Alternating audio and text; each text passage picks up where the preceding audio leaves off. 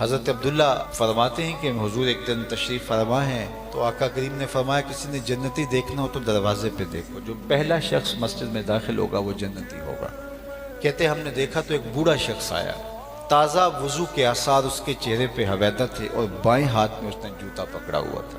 بیٹھ گیا، مجلس اختتام کو پہنچی۔ دوسرا دن آیا تو پھر فرمایا آج اگر پھر کسی نے جنتی دیکھنا ہے تو دروازے پہ دیکھے۔ تو ہم نے دیکھا تو وہی بزرگ اسی حالت میں آئے کہ وضو کے آثار نمایاں تھے اور بائیں ہاتھ میں جوتا پکڑا تھا۔ تیسرا دن آیا تو پھر فرمایا جنتی دیکھنے کا شوق ہو تو دروازے پہ دیکھو۔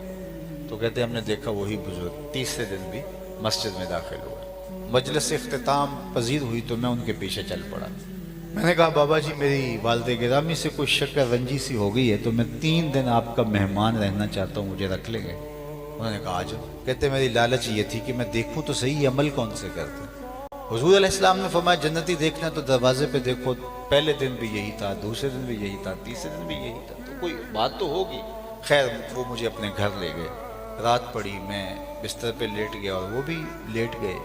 میں خراٹے لینے لگا لیکن میں سویا نہیں تھا۔ میری لالچ تھی کہ دیکھوں یہ عمل کون سے کرتے، لیکن میں نے دیکھا کہ وہ سوئے رہے، صرف جب کروٹ بدلتے تھے تو اللہ کا نام لیتے تھے۔ باقی معمول کی نمازیں وہ بھی پڑھ رہے تھے، میں بھی پڑھی، جو بھی معمولات زندگی ہے کوئی خاص بات میں نہ دیکھ پایا۔ اگلا دن آیا، پھر تیسرا دن گزرا، پھر تیسرے دن ناشتہ کرنے کے بعد میں نے کہا کہ میری ابا جی سے کوئی لڑائی نہیں ہوئی تھی؟ حضور علیہ السلام نے فرمایا تھا کہ جنتی دیکھنا تو دروازے پر دیکھو، تینوں دن آپ ہی آتے رہے۔ میں نے کہا کوئی بات ہوگی، لیکن 3 دن اس لالچ میں اپنا گھر چھوڑ کے آپ کے پاس رہا لیکن مجھے کوئی شے نظر نہیں آئی۔